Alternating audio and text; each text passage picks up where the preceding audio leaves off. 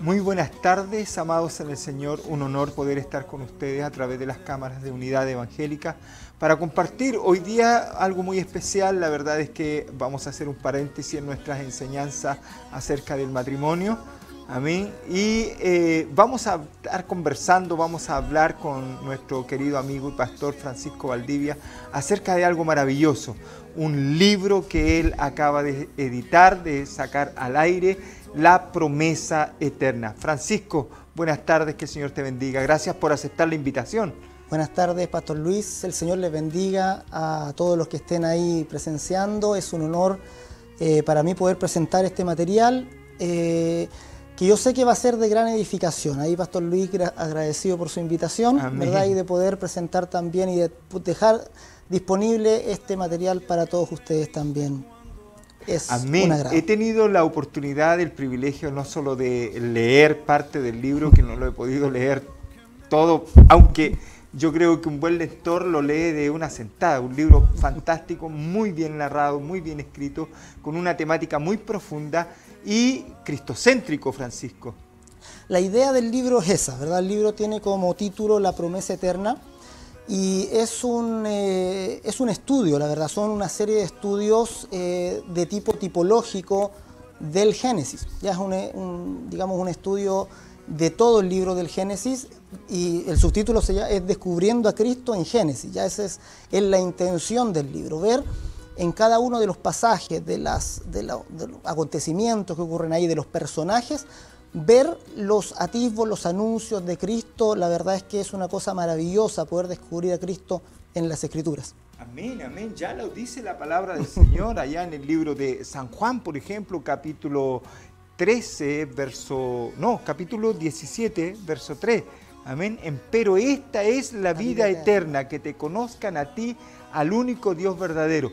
Y este libro nos ayuda a encontrarnos con Jesús allí en el libro de Génesis, prácticamente. Claro, nos ayuda a descubrir de que todo, ¿verdad? Todo fue hecho por causa de Cristo y todo habla de Cristo. Si tú te recuerdas, es el reclamo de Jesús a los fariseos, ¿verdad? Él les dice: ustedes escudriñan la Escritura, pero no logran verme a mí, porque de mí habló Moisés, de mí hablan los salmos. O sea, toda la Escritura se refiere en fin último a Jesús y a su obra. Él es el personaje principal, el protagonista de la Escritura. Amén. Es lo que se conoce en teología como el cordón temático, digamos, claro, de todas las Escrituras.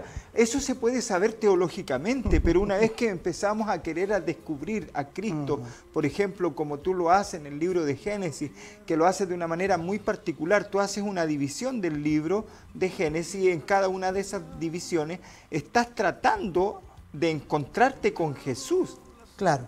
Claro, el libro tiene 3 secciones básicamente. La primera se llama Los Comienzos, que es parte del capítulo 1 al 11 del Génesis. Luego nos centramos en la familia de Abraham, del 12 al 37, y luego en adelante hasta el 50 se refiere solo a la vida de José. ¿Ya? Entonces, en cada una de las 3 secciones vamos viendo diferentes, aspectos en que el Nuevo Testamento habla y se refiere al libro de Génesis para hacer anuncios de Jesús. Tenemos la historia de Caín y Abel, ¿verdad? La historia de Babel, de Melquisedec, ¿verdad? Que es una figura potente del libro de Hebreos ahí, ¿verdad? Y muchas otras que aparecen ahí ilustradas. Me gusta lo que tú logras, digamos, viajando, haciendo voy a usar esta palabra, pimponeo, que es una palabra muy actual, digamos. Ir y venir entre el Antiguo y el Nuevo Testamento. Vas al Nuevo Testamento, descubres la figura y viajas al Nuevo Testamento para afirmar esa figura que es la persona de Cristo. Me gusta mucho eso, Francisco. Hay muchas referencias del Nuevo Testamento que uno de repente pasa por alto. Pablo habló, por ejemplo, de Cristo como aquel que ilumina nuestro corazón, ¿verdad? La luz del mundo. Como la luz del mundo, tomando también el Juan capítulo 1. Y hay una gran cantidad de referencias al libro de Génesis que en el Nuevo Testamento se hacen, ¿verdad? Y que muestran, por ejemplo, el mismo Melquisedec muestra un tipo de sacerdocio superior al sacerdocio de Aarón. Por supuesto que sí. Y nos enseña a Jesús como nuestro sumo sacerdote. Entonces, cuando entendemos a Jesús como nuestro sumo sacerdote, nuestra vida cambia. Entendemos que Él es el sacrificio, Él es el sacerdote, Él es nuestro rey, Él es, digamos, toda, ¿verdad?, nuestra vida de fe, el autor y el consumador de nuestra fe. Amén, amén. Qué hermoso poder hablar de este maravilloso libro. Quisiéramos, ¿qué te motivó precisamente a escribir este tema, digamos, a investigar acerca de este tema? Nace como un estudio, la verdad es que nace como un desafío del Instituto Bíblico. Nosotros tenemos un Instituto Bíblico en la comunidad, y ahí va la Comunidad Bautista Encuentro, que tengo el privilegio ahí de pastorear junto a mi pastor Marcos Torres. Ya lo mando un saludo también a mi pastor y a la comunidad en general. Amén, amén. Nace como un estudio, como un desafío de verano para ellos, de revisar y leer la totalidad del Pentateuco. Y luego va avanzando, voy recopilando los estudios hasta tener la intención y condensarlos acá. Ya un año más o menos me demoré en todo el proceso de tomar los sermones y convertirlos en un texto, digamos, ya más que llegue a las personas. Que recomiendo de todas maneras leer, estudiar. Creo que va a ser un material de estudio muy interesante revisar. No es simplemente un libro para leer, se puede leer de una ojeada, como decía, pero es importante que podamos ir profundizando en el estudio, porque de esa manera, para mí es fundamental el hecho de que hoy día podamos encontrarnos con un texto que nos muestre a Cristo, que nos muestre a Jesús, porque estamos viviendo en una cultura en una cultura evangélica que ha perdido el centro del evangelio. El querigma propiamente tal ha estado siendo distorsionado de alguna manera, o ha sido marginado, llevado hacia una periferia de nuestros cultos, de nuestros púlpitos. La verdad es que las escrituras nos pueden servir para muchas cosas. Nos pueden servir para tener enseñanzas morales, nos pueden servir incluso para defender alguna posición política. Las escrituras pueden servir, la verdad, para muchas cosas, pero tienen un propósito definido, que es el propósito, la declaración de propósito que hace Juan en Juan 20:21, ¿verdad? Él dice, esto se ha escrito, ¿verdad?, para que creáis en el nombre del Hijo de Dios, para que creáis en el nombre de Jesús y para que creyendo tengáis vida en su nombre. Entonces, finalmente, fruto de todas las escrituras. La intención de Dios al dejarnos las escrituras es que encontremos a Cristo, que encontremos a su Hijo por medio de las escrituras y que tengamos vida por medio de su Hijo. No hay nada más importante que eso. Amén, ya decíamos lo que dice el libro de Juan, que la revelación más importante de la Escritura, cuando él habla con sus discípulos, le dice, y a los judíos propiamente tal, escudriñar las Escrituras, porque a mí me suena mucho esto, dice, porque en ella os parece, claro, tenéis la vida eterna. Entonces, pero la vida eterna no está solo plasmada en la Escritura, sino que lo que está plasmado allí es la persona de Cristo Jesús, claro, que nos revela definitivamente toda la plenitud de la divinidad. Claro, ahí el reclamo de Jesús es, Él les dice, ustedes escudriñan esa palabra, claro, que da testimonio de mí. Amén, pero no quieren venir a mí para tener vida finalmente. Entonces, tener trato con la Escritura y no encontrar a Jesús es un despropósito completo. Tener nosotros la Escritura, la tenemos ahora en muchas versiones, en nuestra casa la mayoría de los hermanos también, y tener tal acceso a la Escritura y no encontrarnos con Cristo es una tragedia, realmente, sería terrible.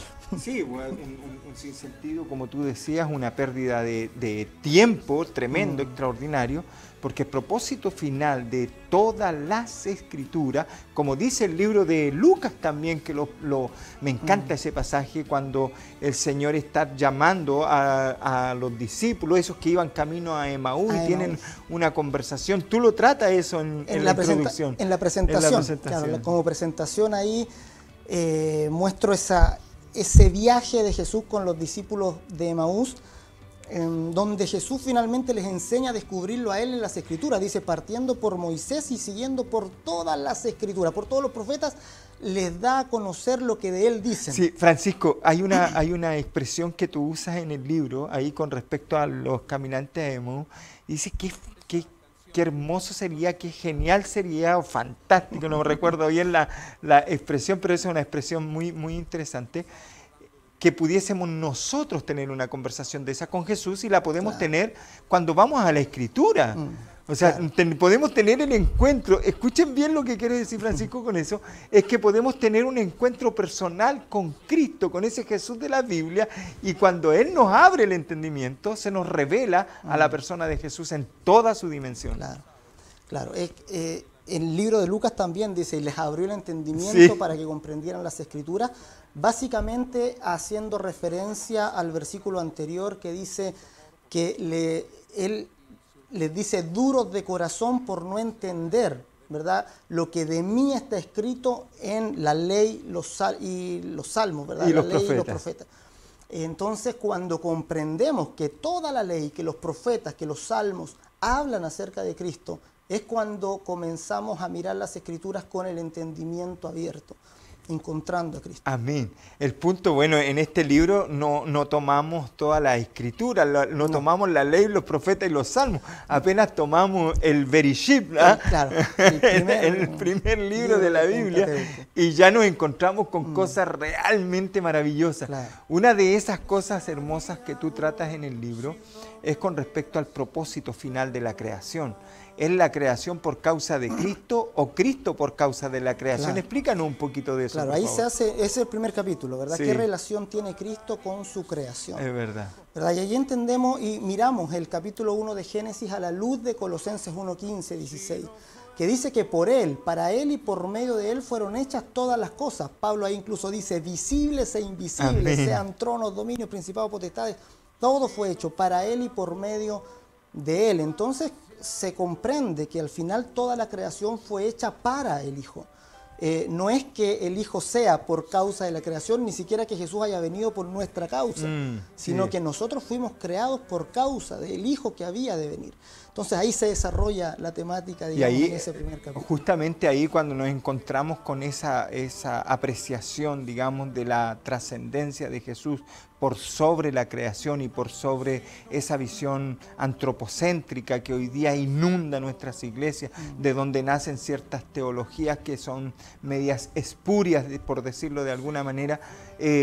Cuando volvemos a ese concepto original, cuando volvemos a encontrarnos y a entender que Jesús es la figura principal, no solo de la existencia temporal, sino como bien lo dice el libro de Colosenses, claro, de lo visible, de lo invisible, de sean tronos, sean dominios, sean potestades, todo está bajo la autoridad y el gobierno de Dios. Claro, claro. Algunos piensan que Cristo viene por un asunto circunstancial. Correcto. Del pecado en Edén. Sin embargo, Cristo nos dice Primera de Pedro, ¿verdad? Él está ya destinado desde antes de la fundación del mundo. Él es el ser eterno, ¿verdad? Amén. Y todas las cosas son para Él. Exaltar a Cristo. Yo creo que el propósito del libro finalmente es exaltar a Cristo, amén, ponerlo amén. En su lugar y que comprendamos que cuando leamos el Génesis no lo volvamos a leer igual.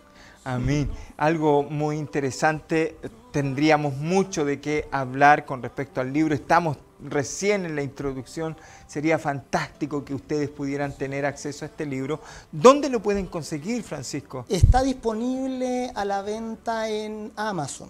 Ya uno entra ahí a la página de Amazon, digita ahí La Promesa Eterna y está disponible en formato Kindle para descargarlo en, digamos, en artefacto. El Kindle es una app, ¿verdad?, que se descarga gratuitamente, y en formato papel también, que sale un poco más costoso por el envío, pero correcto, finalmente se puede adquirir ahí.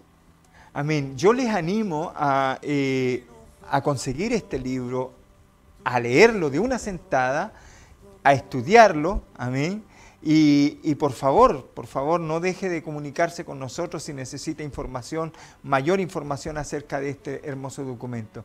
Queremos despedirnos ya, Francisco, el tiempo corre en la televisión, que el Señor les bendiga. Muchas gracias a mis amados, el Señor les bendiga, les guarde y contento, ¿verdad?, con poder poner esto a disposición de ustedes. El Señor les bendiga. Bien, un gran abrazo, nos vemos la próxima semana si Dios así lo permite y espero contar con su audiencia. Que el Señor les bendiga mucho.